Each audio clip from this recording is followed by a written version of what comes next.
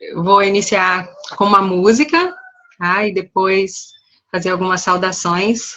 Grata pela presença de vocês.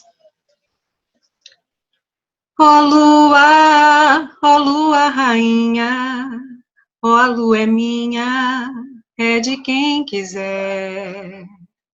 Ó lua, a lua é da cidade, da humanidade e de quem quiser. Ó a lua é das princesas e com mais certeza será dos garis, dos cantores, dos trabalhadores, será dos atores quando a noite cair. E será também dos prisioneiros, será dos canteiros e do chafariz. Ó lua, a lua é da cidade, da humanidade e de quem quiser. Então começamos assim saudando a lua, esse grande astro que é tão presente na nossa vida, na nossa constituição planetária, mas também no nosso corpo, na nossa alma. A nossa grande avó Lua, e também saudando a nossa Mãe Terra, nossa nutridora, nossa mantenedora, a quem pertence toda a vida nesse planeta. E estendo essa saudação para os outros elementos dos 4. A nossa querida água, abundante e humilde, ao vento que muda as nossas direções, ao fogo que aquece os nossos corações e ao éter, a união de todos eles. Também quero deixar aqui a minha saudação às 4 direções, leste, oeste, norte e sul. Que estejamos guarnecidos nesse círculo. Saudação às nossas ancestrais, às mulheres que pertenceram às nossas, desde a nossa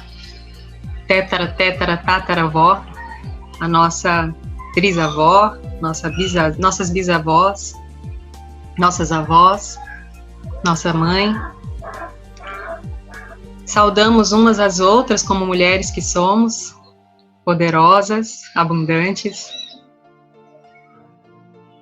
E saudamos também as futuras gerações que vêm de nós. Então, depois dessas saudações, eu quero lançar uma pergunta para todas que estamos aqui. Onde nasce a nossa criatividade? Vamos pensar um pouco, vamos nos ligar, nos conectar com a nossa intuição, com a nossa própria criatividade e perceber de onde ela vem. Nós vamos falar hoje da energia do útero, mas essa talvez não seja a primeira resposta. Antes de chegar lá, a gente precisa falar um pouco sobre o poder psíquico que a mulher tem. Esse poder psíquico, ele mora no útero. E ele é muito amplo, especialmente quando a gente se conecta com ele. E ele está presente na nossa menstruação.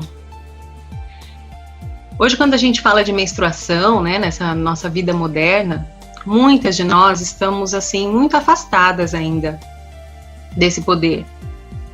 Nem sabemos que ele existe.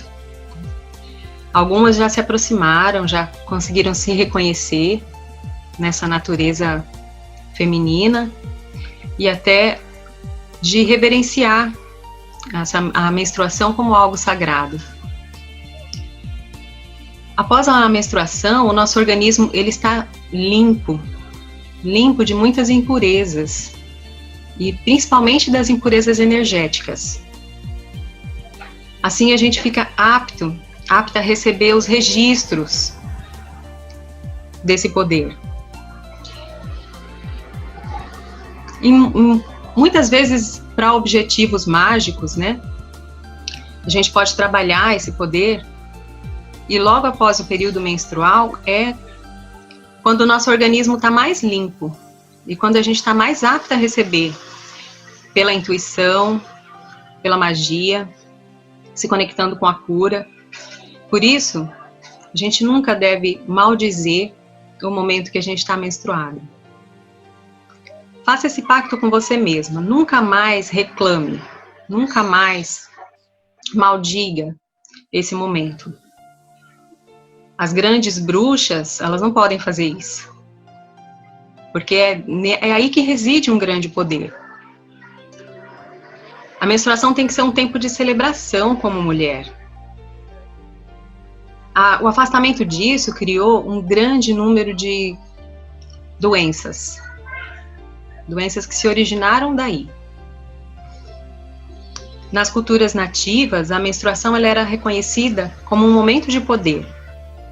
Aquilo que hoje algumas de nós amaldiçoam, né? Por ser mulher, por ter que menstruar, antes era uma bênção. Antes as mulheres reconheciam como um momento abençoado. E talvez seja por isso que hoje muitas mulheres sofrem de TPM, tensão pré-menstrual. Porque sempre que a pessoa amaldiçoa algo que é natural, que tem uma função natural no nosso organismo, ela não pode esperar outra coisa senão o desequilíbrio. Nas culturas onde se fala muito do que é inerente à biologia, né? A gente fala, por exemplo, da criança, quando chega à puberdade, esse é um momento sagrado. Quando uma menina se transforma em mulher. Nas culturas antigas, era muito importante a menina entender que ela está se tornando mulher. Esse momento é um momento de cumprir um ritual.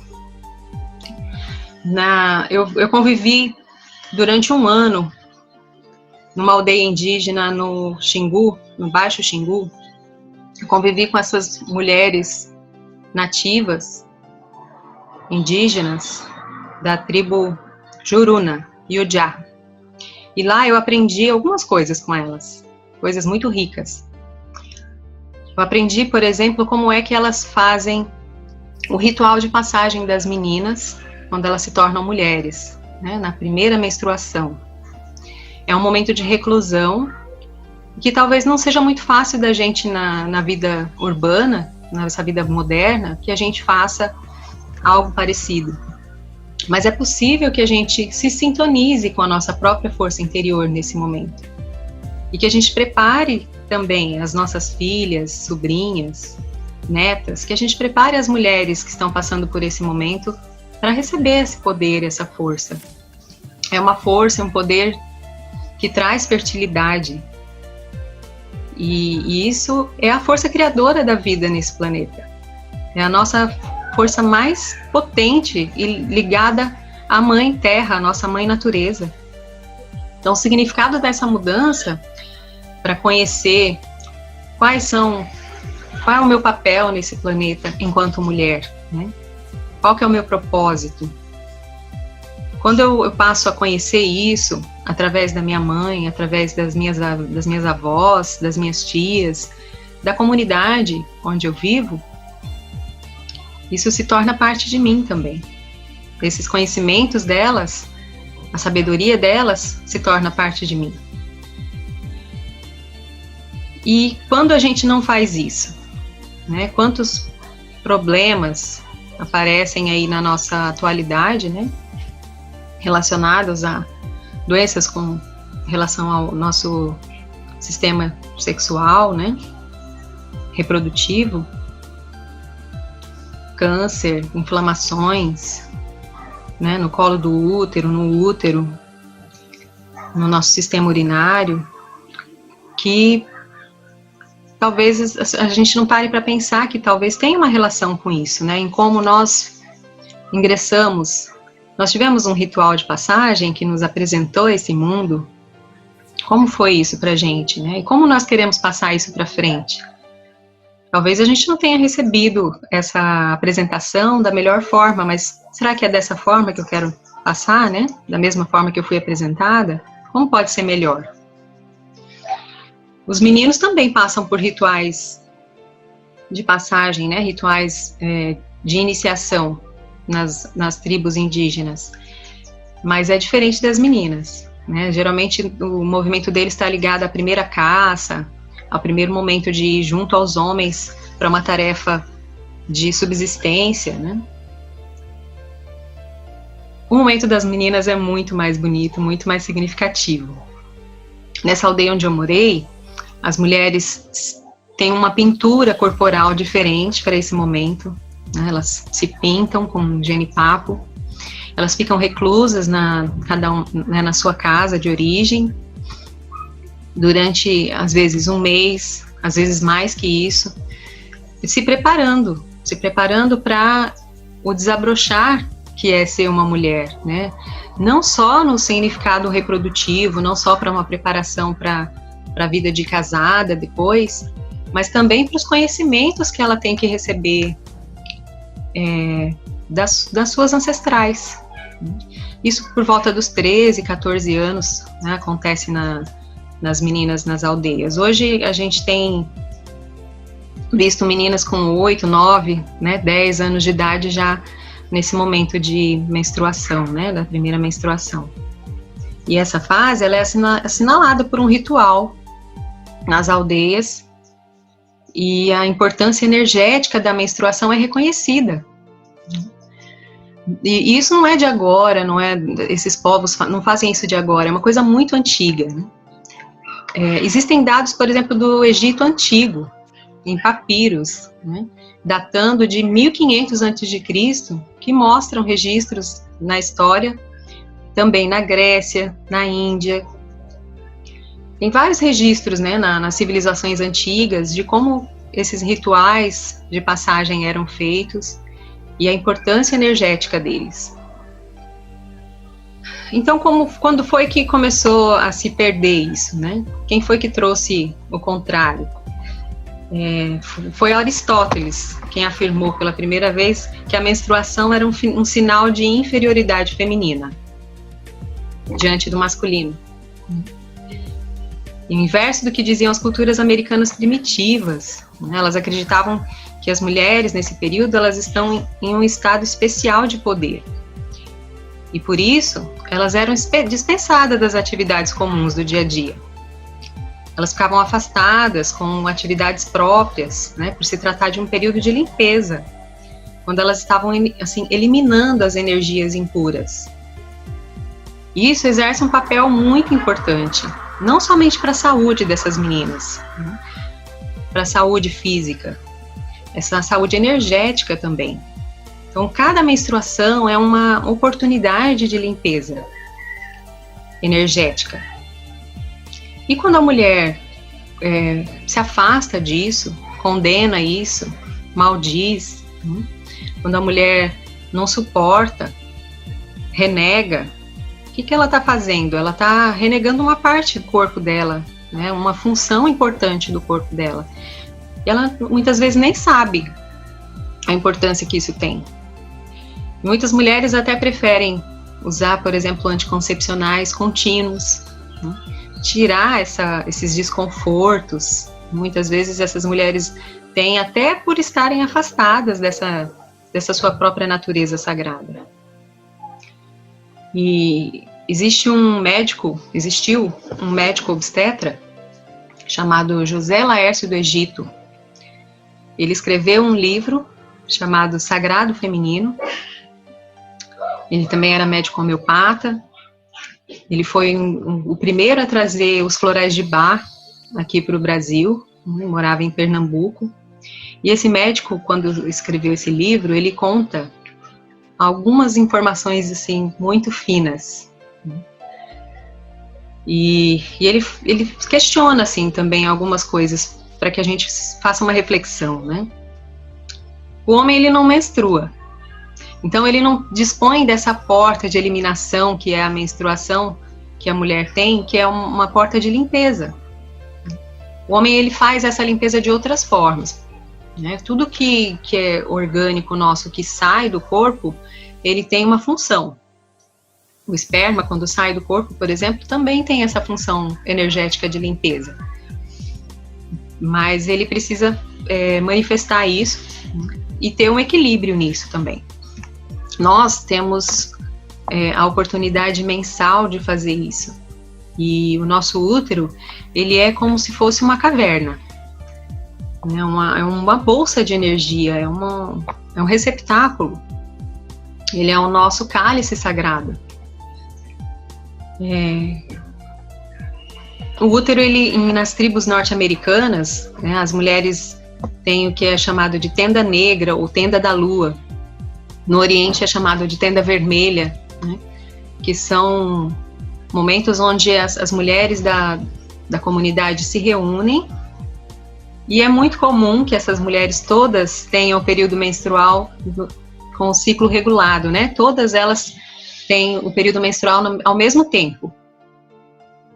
Isso biologicamente é explicado, né, por causa de feromônios que são transmitidos de mulher para mulher na convivência, mas também energeticamente existe um sentido para isso, né? E quanto mais conectada com essa força natural da lua a mulher está, mais ela consegue ter um ritmo lunar adequado. Então, não sei se você já se perguntou, quando você deixa o seu ciclo fluir naturalmente, em que lua você menstrua? Você menstrua na lua nova? Você menstrua na lua minguante? Na lua cheia? Já parou para se observar? Eu observei isso durante anos no meu organismo, no meu corpo. Como é que isso funciona?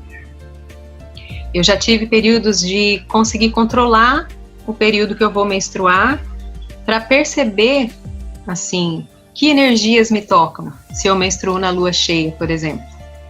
Que energias me tocam se eu menstruo na lua nova?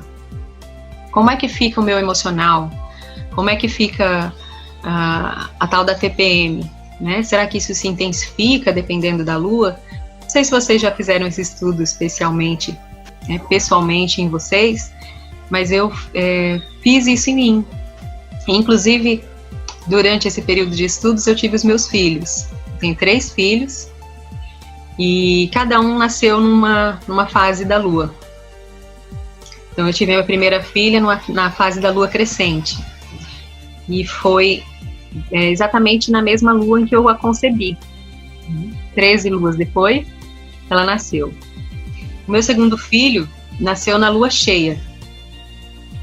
Também na mesma lua em que eu concebi. 40 semanas depois, exatamente, ele nasceu. O terceiro filho nasceu na lua minguante. E aí, quando a gente para pensar nisso, fazer uma relação de como foi o nascimento de cada um, que energia cada um trouxe e que energia a lua trouxe para esses momentos também, eu percebo claramente, assim, a diferença de cada fase e a influência de cada fase nos meus partos. Assim como eu percebia a diferença de menstruar em cada fase também. E quanto mais a gente está conectado com a força da lua, mais a gente pode sentir essa presença da influência dela no nosso organismo. Biologicamente isso pode ser explicado, com facilidade. Para quem conhece, existem leis que regem a natureza, como a da capilaridade, Os cientistas já comprovaram que pela capilaridade, a raiz e a condução dentro das plantas, da seiva das plantas, ela tem a influência da lua. Então, na lua nova, onde é que está a maior concentração de água, Está lá na raiz.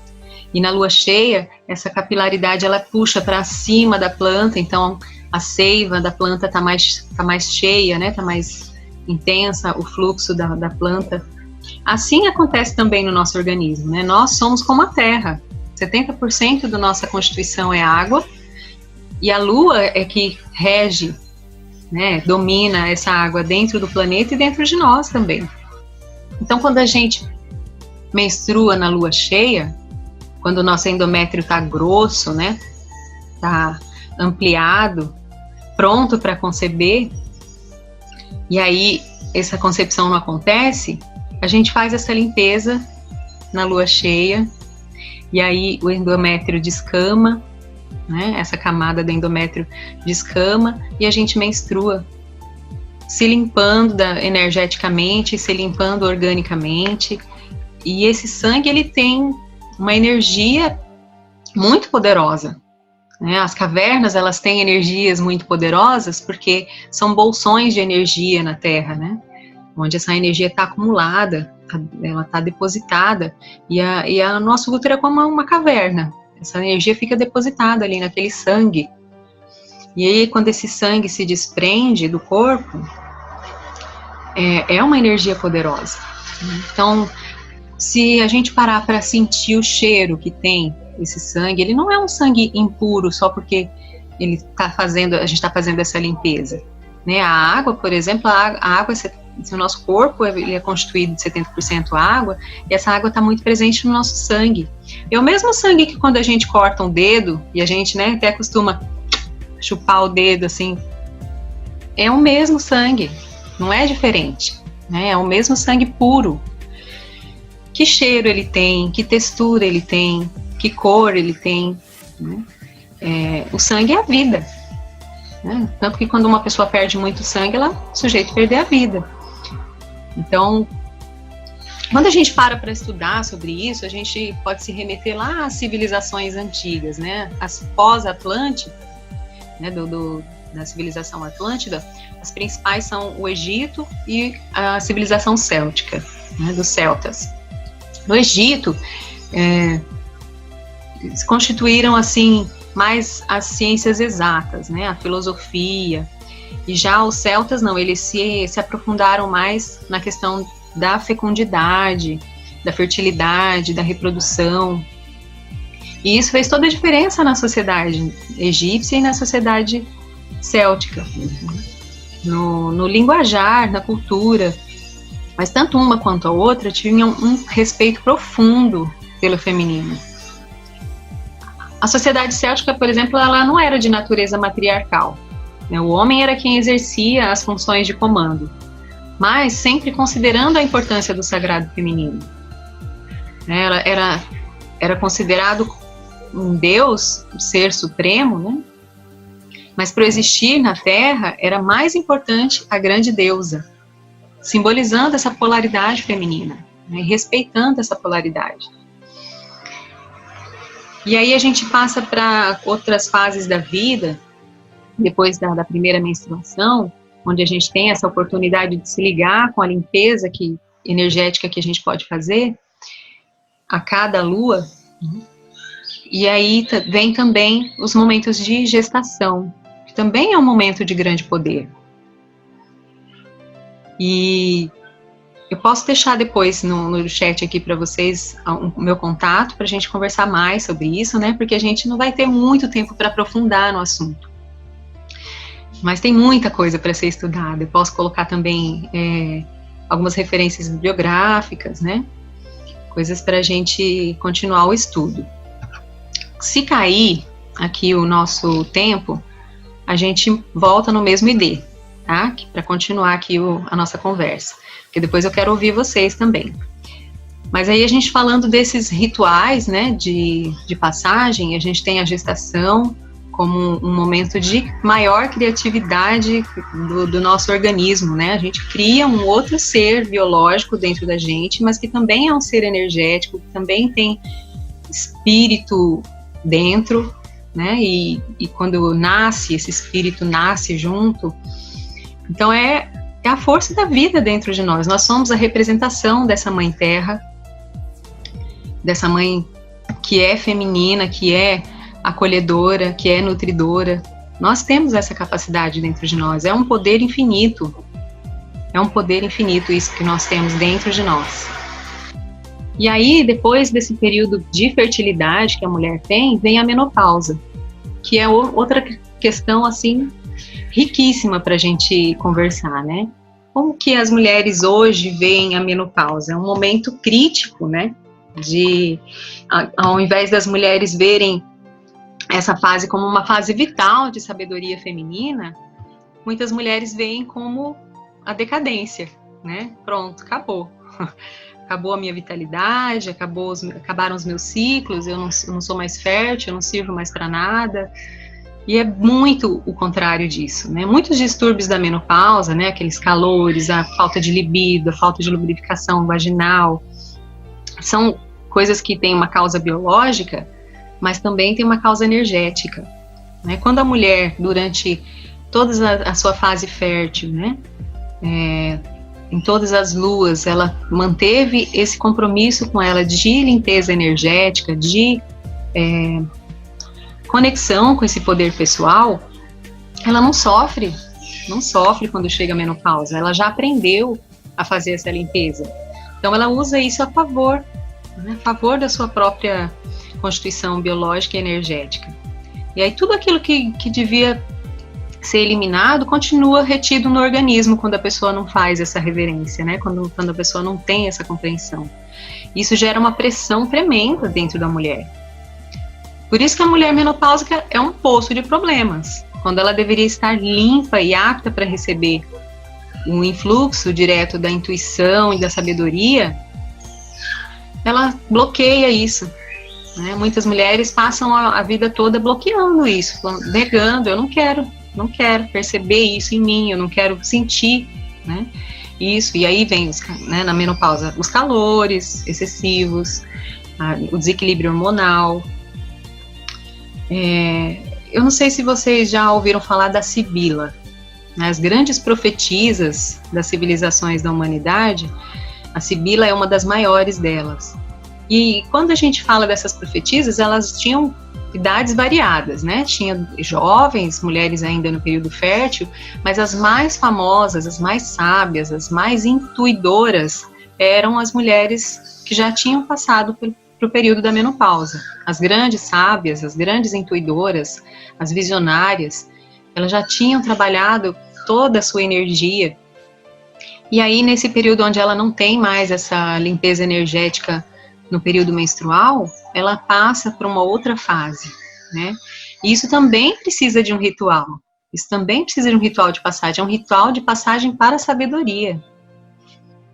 E quando isso é feito, a mulher tem muitos ganhos. Olha aqui, eu recebi a mensagem que a gente vai ter mais um tempinho aqui para continuar a nossa conversa. Maravilha. Então, todos esses estágios da vida, né, esses principais, a menarca, a menstruação, a gestação, a maternidade, elas precisam ser claramente marcadas, porque isso é um despertar desse lado oculto que cada uma dessas fases encerra. Quando a gente faz esse rito de passagem, a gente desperta para isso. E isso faz com que esses rituais, quando eles são praticados, eles são como impulsionadores desse poder que a gente tem. Fazer esses rituais é um campo, é um caminho para fortalecer essa nossa ligação com a teia da vida. Na antiga Grécia, por exemplo, existia um ritual que era exclusivamente feminino. Ele era conhecido como tesmoforia. Era realizado todo ano no período da semeadura. A origem dele, assim, se perde no tempo, nem sei datar quando que veio isso, né? Mas ele era destinado às mulheres que tinham atingido a idade do sangramento, né? Onde as mulheres já menstruavam. Elas se reuniam num campo sagrado e ao primeiro sinal do fluxo menstrual, elas desciam por uma fenda para levar a sua oferenda às cobras. As cobras eram as grandes divindades primárias que representavam o poder regenerador da terra. Não só na terra física, né? Na terra, no campo, mas também no corpo das mulheres. Então, o José Laércio de Egito, no livro do Sagrado Feminino, ele fala a respeito de como uma bruxa, no sentido positivo, né? No sentido da fada, da bruxa boa, né? Da feiticeira, como que é importante que a bruxa tenha um saco de poder. O que é esse saco de poder? Então, um ritual que é feito na passagem da menina para a mulher é ela se preparar para esse momento fazendo um saco, uma sacola, uma bolsinha de cor vermelha, que pode ser feita de pano ou de couro, né, de um material orgânico, e ela decora do jeito que ela quiser, mas é importante que ela decore com materiais da terra, né, com os 4 elementos, e que seja vermelho, porque tem essa ligação com o sangue. E nesse saco de poder, quando ela passa para o momento da primeira menstruação, a mulher, essa menina que se transforma em mulher, ela coloca nesse saco, ela consagra esse saco de poder à lua e à terra. Então essa consagração ela faz num momento muito individual, muito pessoal, né? Não precisa ter a presença de outras pessoas, mas se a mãe quiser conduzir junto com ela esse momento, é uma oportunidade maravilhosa, né? Aonde a menina vai então colocar nesse saco de poder objetos que dizem respeito a ela, dizem respeito à história dela. Então, se a mãe, por exemplo, guardou a primeira mechinha de cabelo que cortou, o umbigo, né, ou o primeiro dentinho, essas lembranças, né, de coisas marcantes na vida dessa menina que agora se transforma em mulher, isso pode ficar guardado nesse saco de poder, porque são coisas que contam a história dela e que são muito pessoais, né? É o poder pessoal dessa menina que está guardado ali. E nesse saco de poder, então, que a própria menina confecciona com muito carinho, com muito cuidado, ela faz esse primeiro ritual, e aí ela pode também guardar, né, nesse saquinho, uma lembrança desse momento, nesse ritual de passagem, né? E ela pode usar esse saco de poder depois em outros encantamentos, né, em outros momentos mágicos. Esse primeiro sangue, ele é um sangue sagrado, como todos os outros, mas é ainda mais especial, porque é o primeiro. E ele pode ser usado como um encantamento, né, devolvendo esse sangue para a terra. E como é que a gente faz isso hoje, né, nos tempos atuais? As mulheres, por exemplo, na Índia e até na Cordilheira dos Andes, é muito comum as mulheres, elas usam saias compridas, elas se agacham e fazem as necessidades onde elas estiverem, né? E assim é também com o sangue menstrual. Elas depositam diretamente, elas se sentam, espalham assim a saia em volta de si, se sentam e deixam esse sangue fluir para a terra diretamente. Então, uma coisa que nós, né, mulheres modernas da cidade, como é que a gente pode fazer para reverenciar esse poder, guardar esse poder e usar isso como uma limpeza energética, se guarnecendo também, né, consagrando esse momento. Então, para mulheres que usam absorvente descartável, nós podem lavar esse absorvente numa água especial, guardar essa água num jarro, e usar esse jarro, que pode ser também um jarro feito de cabaça, feito de barro, pintado de vermelho, e colocar essa água de volta na terra, num lugar especial, pode ser regando uma planta, ou num lugar que é sagrado, que é especial para você, no seu jardim, na sua casa, numa planta que você tenha no apartamento, que seja, né, já é uma forma de agradecer, uma forma de retornar isso para a natureza. E também é importante que se faça isso com cuidado, né? Porque se esse sangue que sai de você é tão poderoso, você não vai deixar ele exposto assim para qualquer pessoa. É importante que você faça isso com um cuidado com você mesma, né? Porque até em alguns rituais mágicos é utilizado o sangue menstrual para fazer alguns feitiços, né? Então é importante que você se resguarde.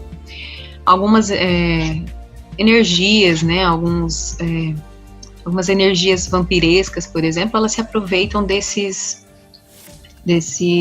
sangue que está abandonado, jogado no lixo, junto com outras impurezas, e se aproveitam para sugar aquela energia que está presente ali.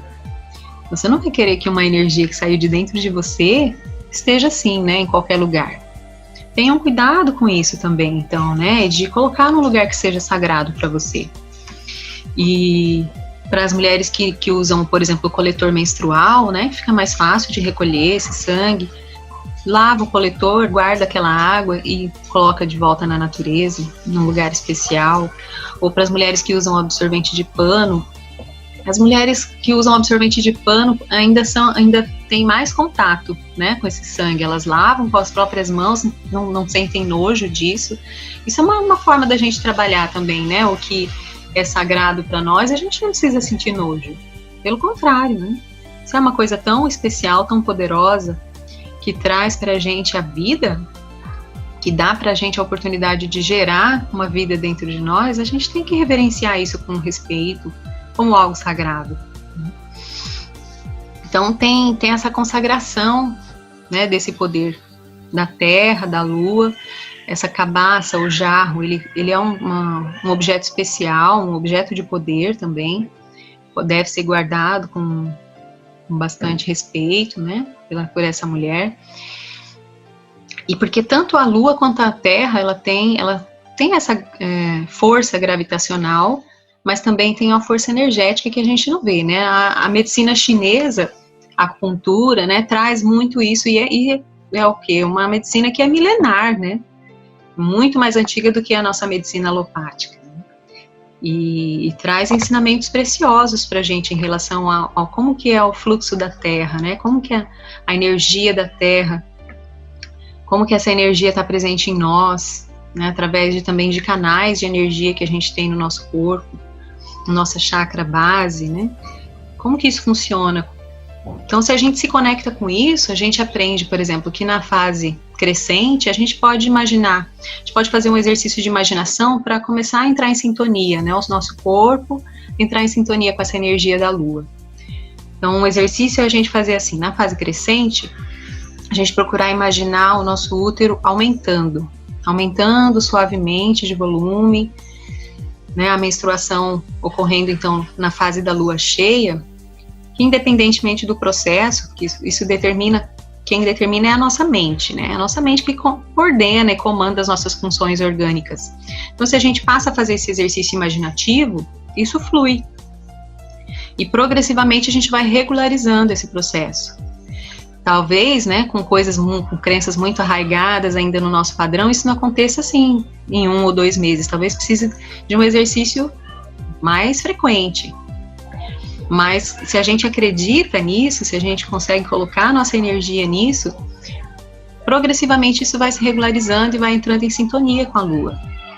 Então, quando a imagem da lua for diminuindo, na lua minguante, a gente visualiza também o nosso útero diminuindo com a lua, né, até chegar à lua nova. Uma das coisas muito importantes para a gente se conectar com a lua e fazer o nosso fluxo menstrual fluir de acordo com ela, é a gente conversar com a lua. Parece bobagem, né? Mas é um processo que pra gente não tem muita lógica, mas a gente sentir, conversar com a lua, né? Falar das nossas emoções, fazer os nossos pedidos, contar os nossos sonhos para a lua, dançar para a lua cheia, tudo isso nos conecta com ela. Faz o fluxo do nosso coração direto para a lua. E aí, a gente para refletir assim que a lua ela não está sozinha no céu, né? A lua ela não atua sem o sol, ela é um reflexo da luz do sol para nós. Então há sempre essa necessidade de plena integração entre os dois astros, né? De igual forma, a mulher não atua plenamente sem o homem. Então a gente também aprender a equilibrar essa energia feminina e masculina dentro de nós, aquilo que é mais prático, aquilo que é da ação, do fazer, do colocar metas, objetivos, né, e colocar essa prática em ação, isso é também pulso lunar e faz parte da nossa energia também, se a gente aprende a equilibrar essa energia masculina com a feminina. Né? É na união dessas polaridades que existe o infinito de possibilidades. É na verdadeira união entre o masculino e o feminino que está o equilíbrio do infinito.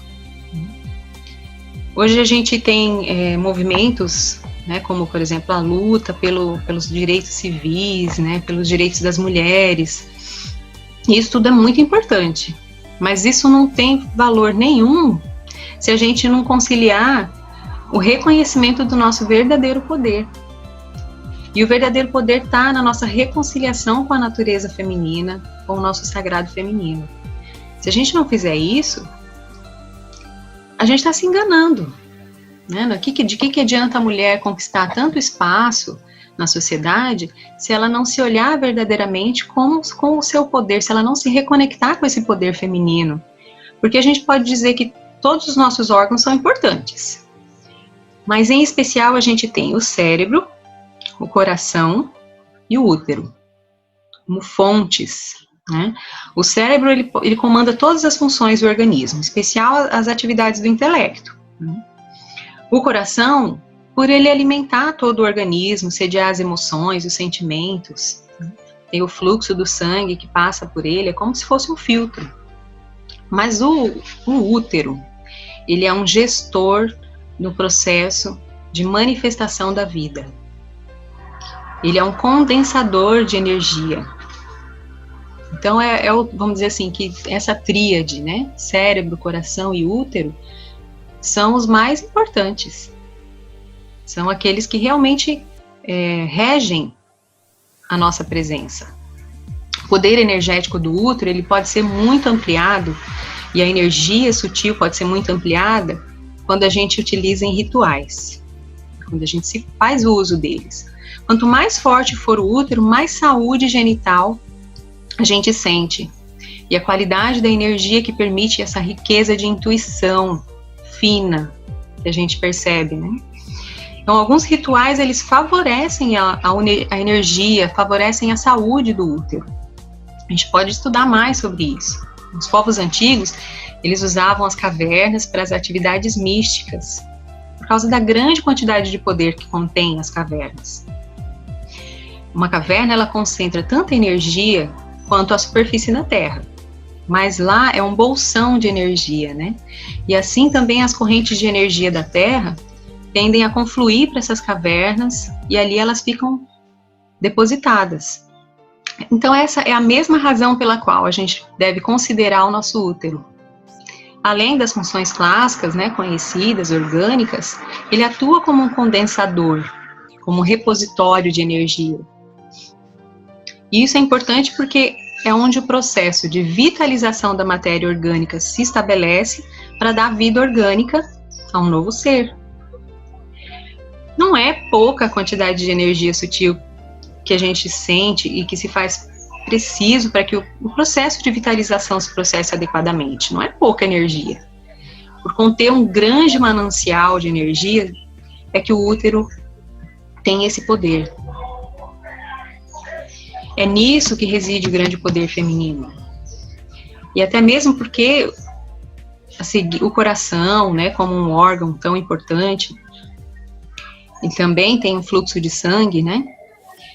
E é o mais, assim, eficiente condutor de energia do organismo. Então, o nosso coração, ele está ligado com o nosso útero.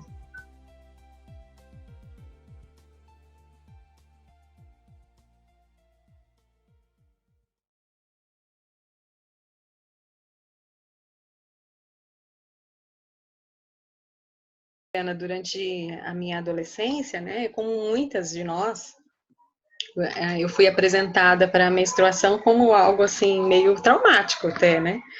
Então, durante muito tempo eu também tive uma relação negativa com isso, assim, né? De sentir muita dor, desconforto, né? Aqueles absorventes enormes no meio das pernas, assim, a gente ficava com medo de vazar, com medo de todo mundo perceber que está menstruada, né? E então eu também tive que trabalhar isso em mim.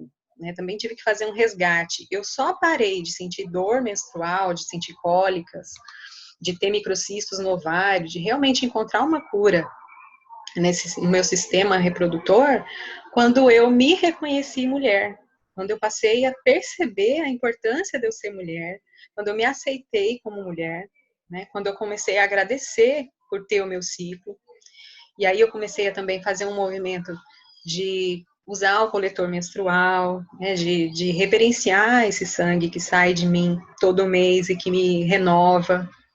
Então, esse movimento me curou. Eu passei a não sentir mais cólica, né? As tensões pré-menstruais foram ficando cada vez menores, né? Eu fui me acalmando durante os períodos, e esse estudo, essa descoberta de como a lua influencia nos meus ciclos, né? Tudo isso me fez me conectar mais com essa energia da feminilidade e me curou. Então, eu tive partos lindos, partos naturais, que com certeza tiveram, assim, a contribuição desse estudo, tiveram uma importância muito grande para que eu tivesse esses momentos tão bonitos, sabe? Em outro momento eu posso contar para vocês mais sobre esses partos, né? Um deles, o segundo, inclusive, foi na aldeia indígena que eu morei, foi um parto natural na nossa oca, o bebê, né, nascendo numa lua cheia, bem no pico da lua cheia, assim, maravilhoso. O terceiro foi também muito especial, porque foi um parto sem dor, e foi uma coisa que eu trabalhei em mim para conseguir realizar isso, né? Foi um objetivo que eu coloquei em mim e que eu consegui realizar, e foi um parto delicioso, assim, de relembrar, sabe? O primeiro foi, né, uma emoção muito forte. Eu tive minha filha em casa e foi um parto pélvico, então, assim, eu tenho 3 experiências muito diferentes, né, de partos lindos e muito fortes, assim, e tudo isso, né, construiu em mim, assim, essa relação com a lua, essa relação com a terra, essa relação com a natureza, que fazem parte de mim hoje, né, de quem eu sou, da minha história, do meu trabalho, e me curaram de muitas formas. E que nós sigamos o nosso dia aí em paz e harmonia, com o nosso coração, mente e útero ligados, conectados e abertos para receber tudo de bom que tiver para a gente, tá bom? Um abraço, queridas, a todas, nos amo. Fiquem com Deus e com a deusa.